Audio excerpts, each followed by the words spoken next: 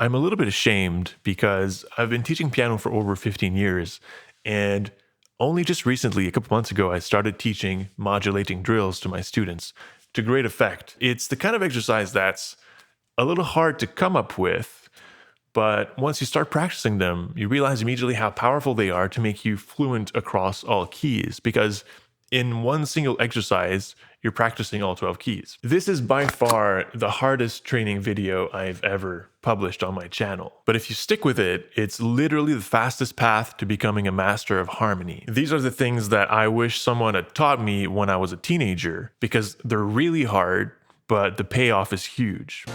Don't worry! If you're comfortable with the degrees of the scale, chords with sevenths,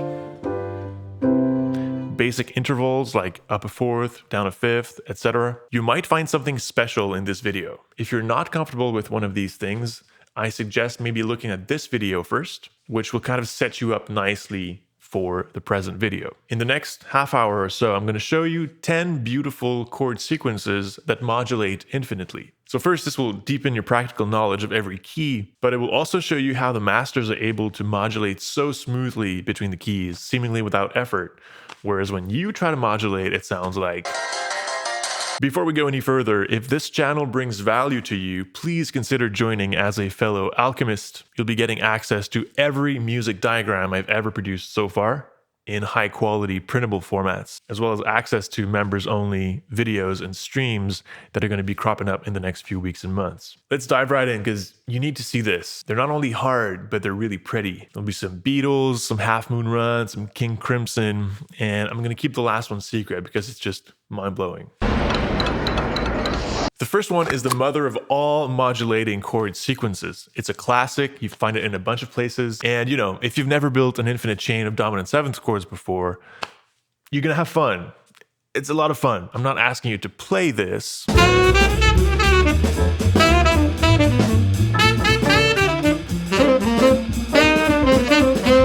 I'm just sampling a chord progression from this piece. So the second part of Anthropology goes D7, to G7, to C7, to F7, and then this F7 is able to resolve on B flat, which is the tonic. So for the first drill, the principle we're going to be using is the fact that dominant seventh chords have an expected resolution.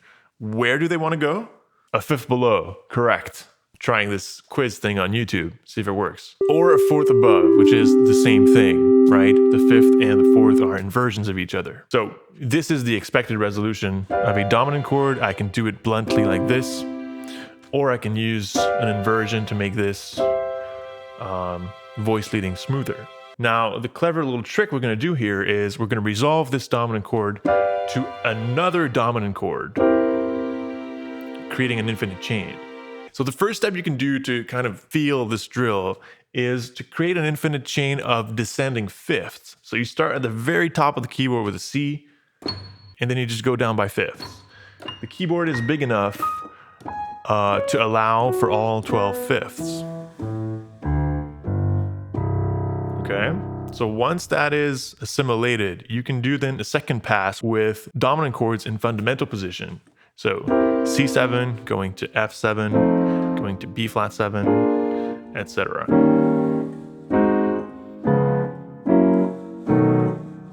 Notice I'm going down once and then back up, just to not have to cover the whole keyboard. And then the third version of that is we're going to use inversions to create a smooth chromatic melody. We're going to invert every other chord in its second inversion, and then we're going to go back to fundamental position on the next one.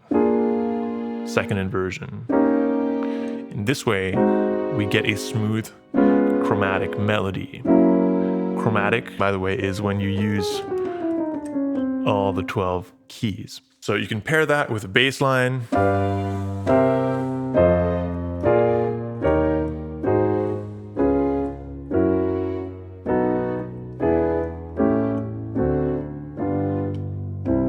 And you can finish with a simple major triad to create some resolution. And as you do that, you can keep track of your progress by having a cycle of fifths nearby. You should end up rotating counterclockwise all the way back to C. Come on, let's go! Drill number 2 is a variation of the first drill, but interestingly, it's going to go up instead of down. So we're going to keep the same chord progression, but for every resolution down a fifth, we're going to do the following. I followed my convictions. It was good till I got bored, till a voice beyond. So you start with a major triad, make it augmented, and then keep moving up chromatically with the top note. So you're gonna get an A minor on C or C6, doesn't really matter, it's all the same thing. And then keep going up one more half step and you'll land on C7. And now for this dominant chord, we're gonna follow the rules of resolution from classical music. So when you have a dominant chord in classical music, you have a triple motion going on. So this E is a leading tone and it's gonna resolve up a half step to the tonic of the next chord. This B flat is the 7th of the dominant chord. On the contrary, it wants to go down by a half step and land on the 3rd of the resolution chord. Meanwhile, the C just wants to stay there because it's a common note between the two chords. So we have this, C7 resolving like this. Okay, so in the same way that we took the 5th and sent it up in a kind of chromatic journey up to B flat. Now that we're on F, we'll do the same thing with the 5th, but where's the 5th now? It's no longer the top of the chord, it's now the bottom. So we go F, F augmented, D minor, F7. And now we're going to apply the same rules of resolution to this one. So what is the 3rd of the dominant chord in this inversion? Well, the 3rd is now over here.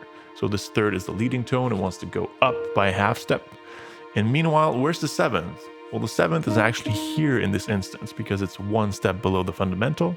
And so the 7th wants to go down a half step. So we get F7 resolving like this to the B flat chord. Okay, now we're here. Where is the 5th of our B flat chord? It's in the middle this time. Again, we're going to send it up in this upwards chromatic journey. So B flat augmented, G minor, B flat 7. This is the 3rd possible setup. So, okay, what is the 3rd of the B flat dominant chord? It's this D here. It's at the bottom this time. We want to make sure that the leading tone goes up a half step. The 7th is here. It's going to want to go down a half step. And there you go. You're back at a fundamental position E flat chord. You have now completed the whole cycle through the 3 inversions. So let me do that again. C, augmented, C6, C7. Resolve using the contrary motion of the leading tone in the 7th. We get F. We take the 5th, it's at the bottom this time. F augmented, D minor, F7. Resolve using the contrary motion, B flat. And now where's the 5th? Well, this time it's in the middle. So B flat augmented, G minor, B flat 7, resolving to E flat. And then you can keep going like this.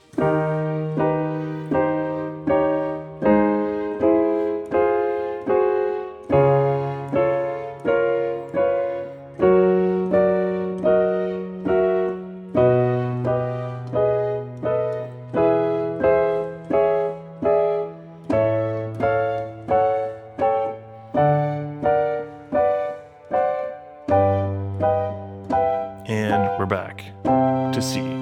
By the way, members of this channel will get a PDF with all the drills written out in chord and sheet music format if that helps you in your practice.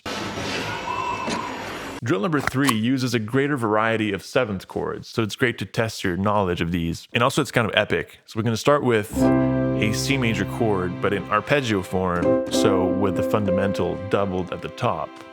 We're not going to play this as an arpeggio, but it's the arpeggio form with 4 notes. So we're going to go C major with the fundamental double at the top, C major 7, C7, and now we're going to add a flat 5 to this C7 chord. So C7 flat 5, it's kind of a augmented 6th chord, 6th française, tends to resolve like this in contrary motion. So it leads us to B major. It's a widely used modulation device. especially in the classical era by Mozart and co. So you just go C, C major, C7, C7 flat 5, and that leads it to B. And then you just keep going down. B major 7, B7, B7 flat 5 to B flat.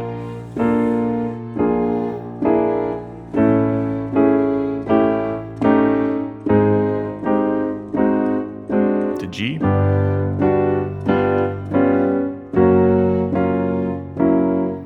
To F.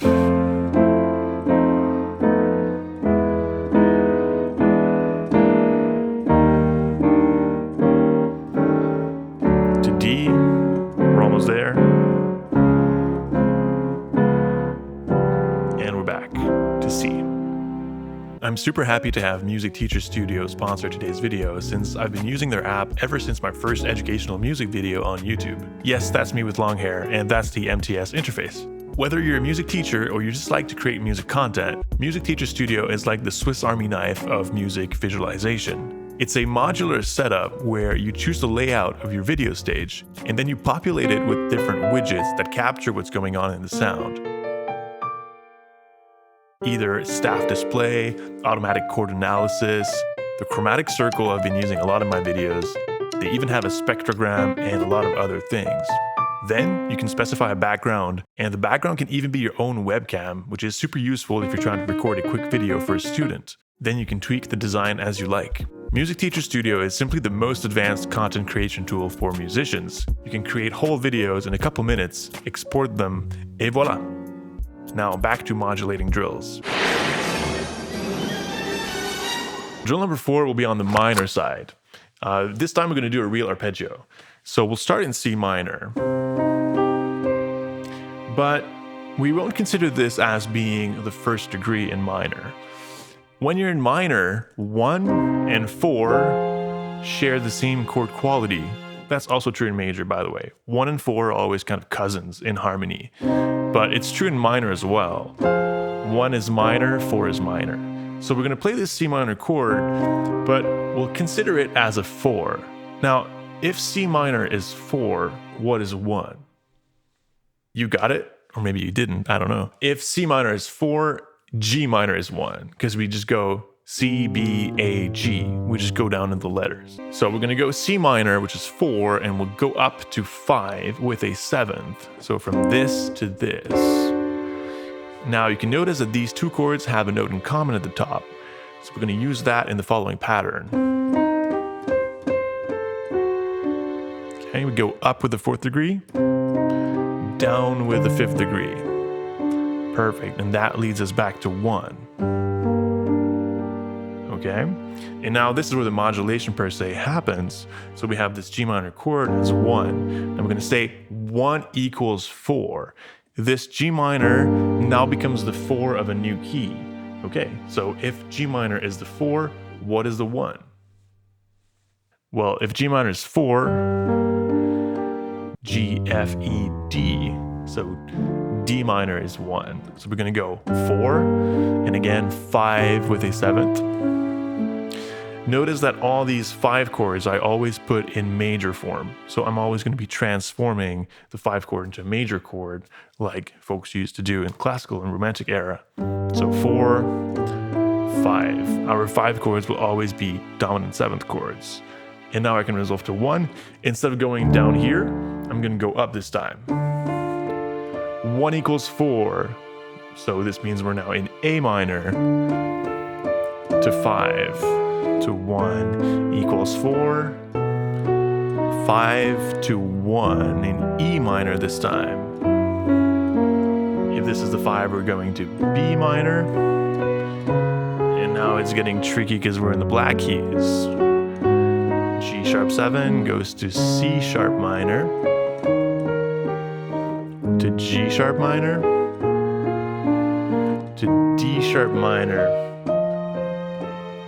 F7 goes to B flat minor, F minor, and we're back to C minor. In the wild, you can find this chord progression in Chopin's Prelude number 5, I think it is number 5, in D major.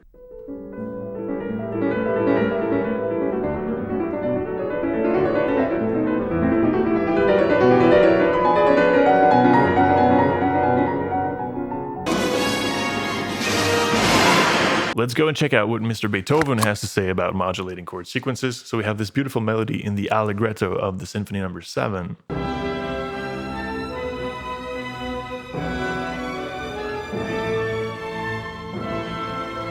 So the core of what happens here is at some point we have a B major chord, and as it gets inverted back into fundamental position, it gets transformed as a minor chord.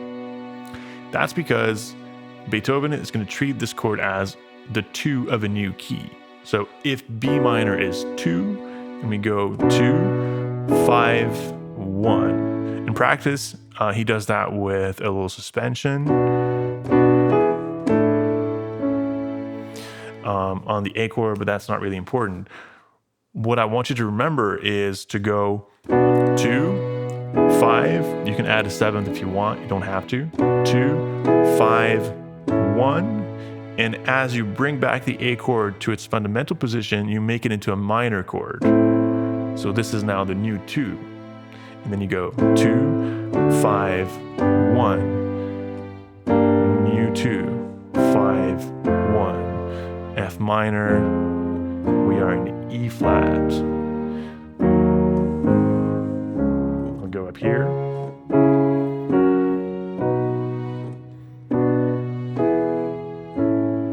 Okay, and we're back to where we were at the beginning.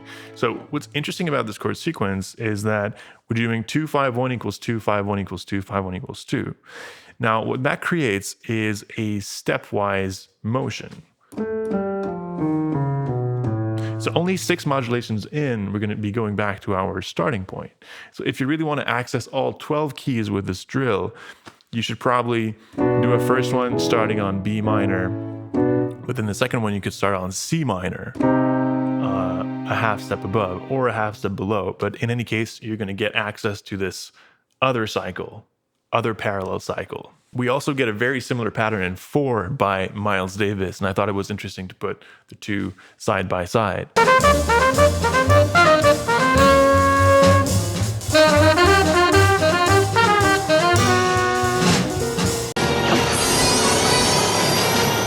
Let's just listen to this one before we even talk about it, because it's just so pretty.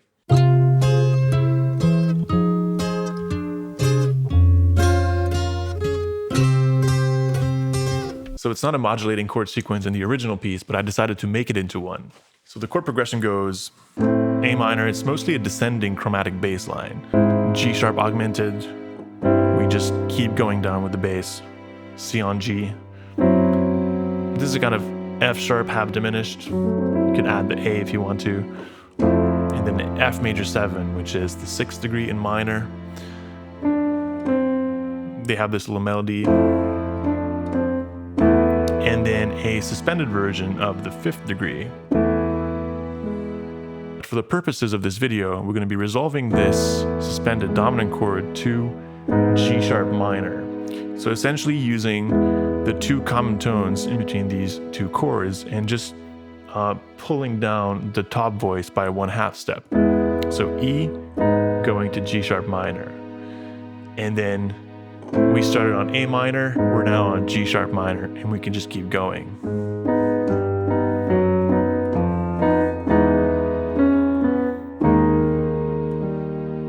And now, so we're always going to be resolving the dominant chord to the minor chord based on its 3rd. So we had a E flat dominant chord, we're going to be going to G minor to keep going.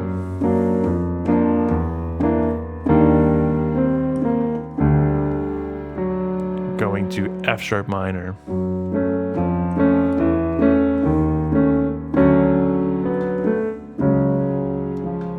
So granted, it's a bit more depressing than the original because it just keeps going down, but hey, it's a great chord workout.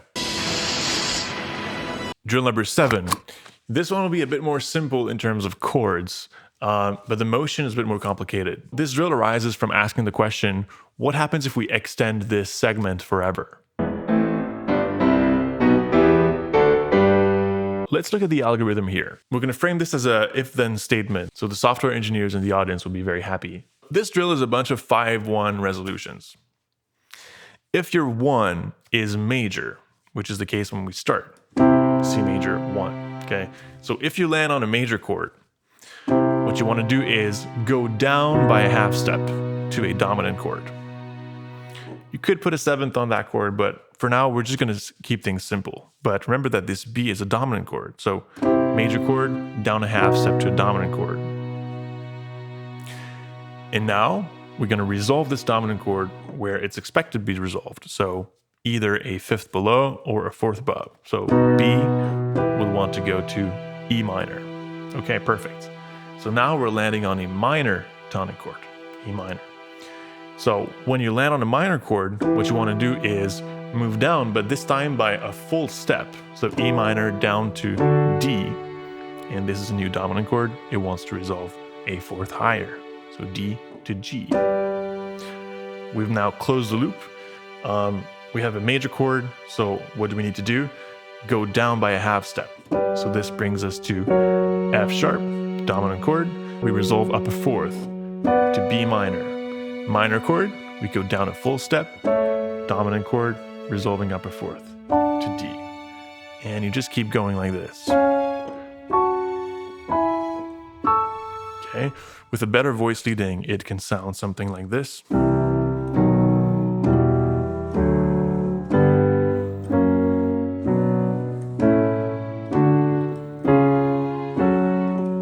To A major, to C sharp minor. Okay, I'll go back down here and start again.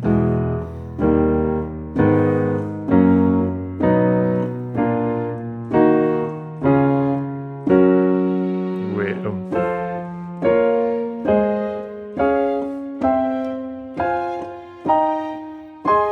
Again, go back down.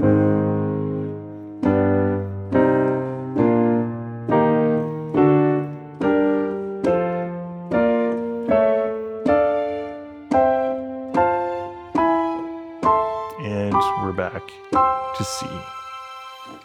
Essentially what we're doing here is we're modulating up in thirds. So if you were on a major chord, you're going to modulate a major third up to E minor. If you're in E minor, you'd be modulating up a minor third, landing you to G. And every one of these tonics is approached by a 5-1 motion, leading to it. Drill number 8 was kind of boring, so You're fired. this one is a personal favorite. I have fond memories of my dad just blasting this piece on vinyl. And this segment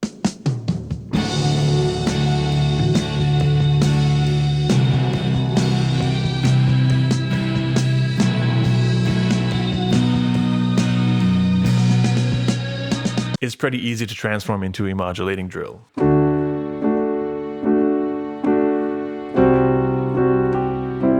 Okay, so there's interesting melodies here and suspensions, but let's tear it down to the bare minimum first. So if we're in D major and we get this C chord, what is that? Well, that's a full step below the tonic, so that's modal interchange. It's a flat 7 degree.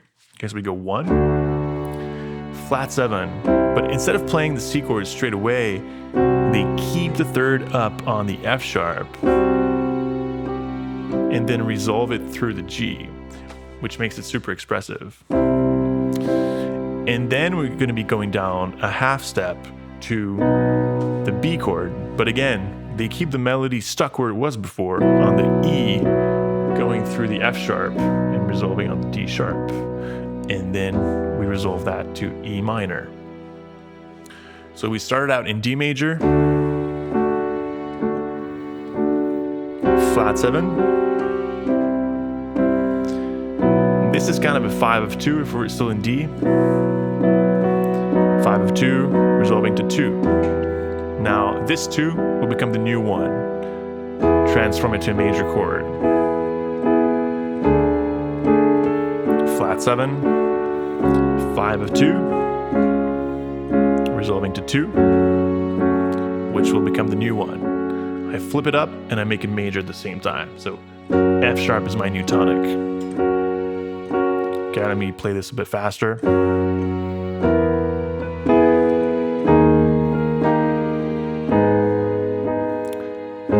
A flat major or G sharp.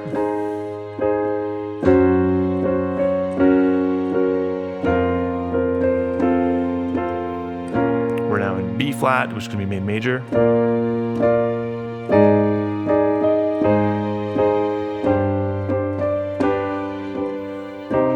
C minor, C major.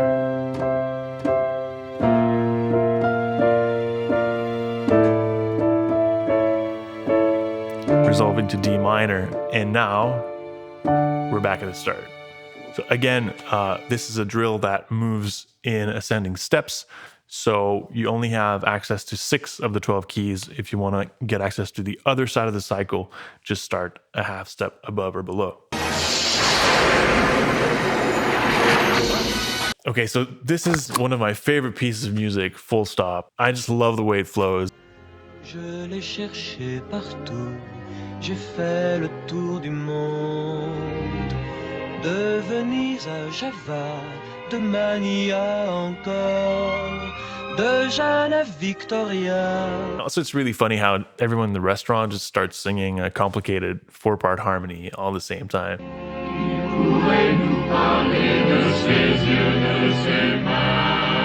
Gotta love these musicals. And essentially it's a play on an ascending sequence of 2-5-1s. As some of you may know, the 2-5-1 doesn't look exactly the same if you're going to a major key or if you're going to a minor key. So let's first clear that up. If you're going to a major key and you're adding sevenths, your 2-5-1 will look somewhat like this: D minor 7, G7, C major 7. Let's pretend you were going to E minor.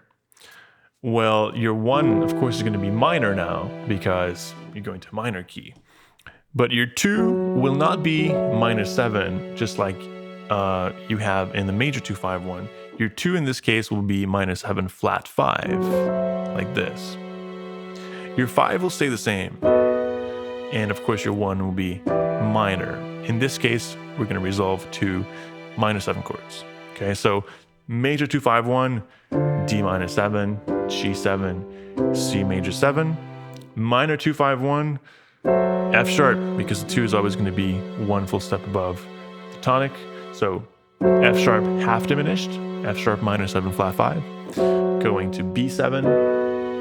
The dominant chord always stays exactly the same. Doesn't really matter if you're going to a minor key or a major key. B7, and 1 will be minor 7. Okay? We're going to use kind of the same pattern that we were using for the Satie example, where we were going from C major to E minor to G major to B minor, always modulating on the third of the previous chord, alternating between minor keys and major keys. Once a major third, once a minor third. Once a major third, once a minor third. And I'm also alternating between minor keys and major keys. So this is in A minor. Now we go to C major, to E minor, to G major. And now the fun part is there's a little melody that you can add on top of that, which is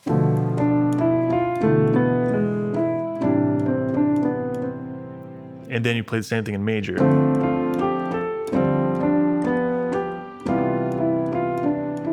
So the melody starts on the third of the 2 every time. So if you have a B half diminished, you're going to start with a D. And here, I have to be clear that this note is a suspension of the third of the 5 chord. So the real chord is E7, but if you play with a melody, you're going to create a suspension. Da, da, da, and then you resolve. Again, suspension of the G chord. Da, da, da. I'm going to do a couple levels with you, but I won't do the whole stack because it's very long. At some point, you can also start improvising.